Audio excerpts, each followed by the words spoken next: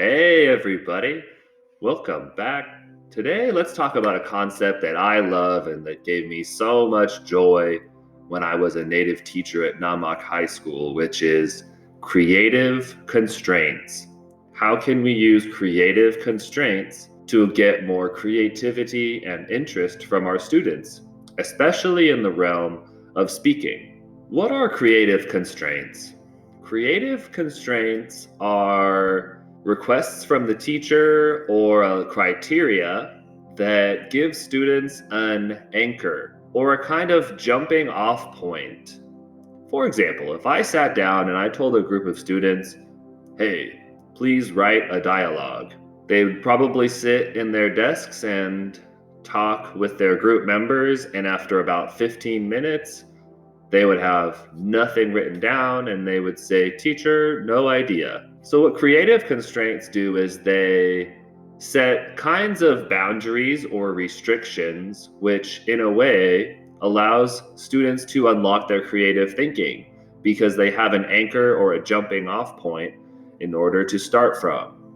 In a way, this is how you can work inside the box to get students to eventually think outside the box.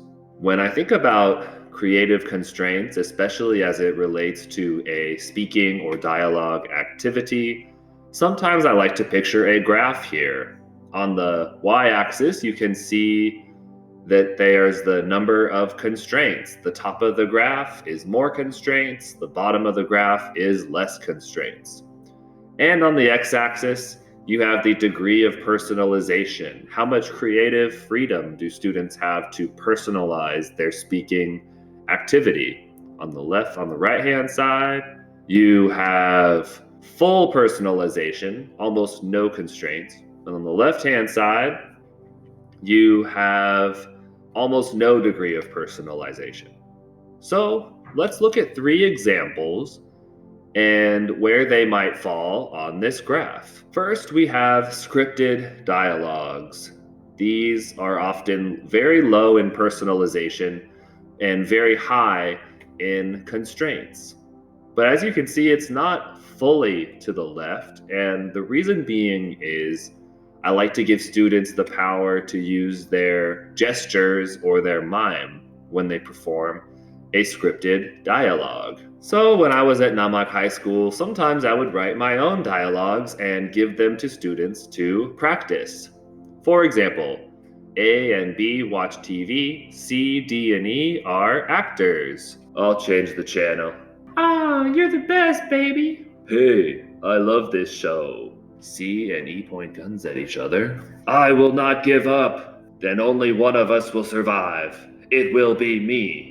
As you can see, even though the dialogue and the words themselves do not lend themselves to creativity, you can use many different gestures to make the activity more interesting to students. Some students even like to improvise a different line. I once had a more challenging and less motivated student come up to me and say, teacher, is it okay if here I say, holy shit, what the f-?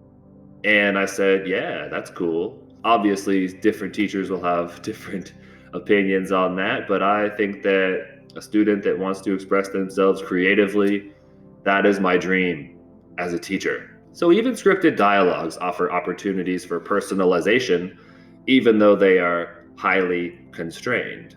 So further to the right, a little bit more of a personalized activity, a little bit of a less constrained activity is what I would call a story dice. So basically, I have a chart right here with columns. We have character 1, character 2, and a place. So, got my 2 dice right here, skulls and all. So, let's see what I roll. Let's do 1 die first. 5. Okay, that's the lowest number student. All right, let's roll again.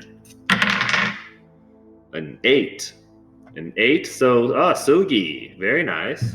From Red Velvet. She's very talented. And 11. Oh, Disneyland. So the lowest number student in my group, along with Solgi and Disneyland. So now we have 2 characters and we have a place. we have set some creative constraints entirely by chance that now give students something to think about, a kind of jumping off point. From there, the students can plan their dialogue between this student and Silgi. Maybe there's Mickey Mouse involved. Again, because we've set some constraints before the students start thinking about their words, we have a place for them to jump off of rather than sitting in this existential angst of, oh my God, no idea, no idea. And it helps constrain while at the same time liberate their thinking. That's good coffee.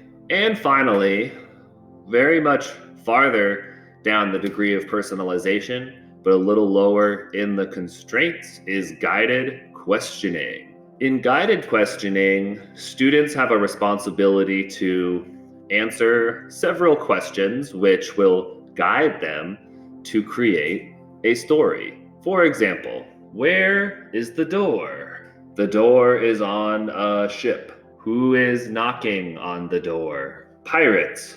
Okay, what do they want? The pirates want to steal the diamonds. And who is inside this door? Well, Captain James and his crew. Oh, okay, what do those people want? They want to stay alive, of course. Okay, well, how does this drama end?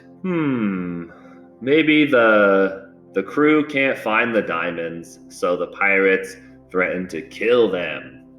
But instead, they do find some money hidden away. So the crew gives the money to the pirates, and the pirates escape. As you can see, this takes a lot more creative thinking. However, by asking a series of questions, you can guide their thinking towards a particular destination, which is to create a story.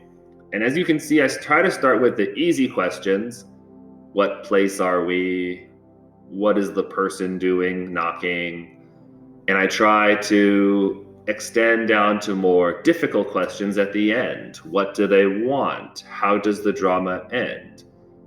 And by talking about what both sides want, it creates more of an opinion opportunity for conflict. So, from a scripted dialogue to story dice to guided questioning, there's a lot of options of to what level you want to add creative constraints and to what degree you want to give your students personalization over their dialogue. So this allows you to make adjustments based on the student's English ability or how creative they might be able to be.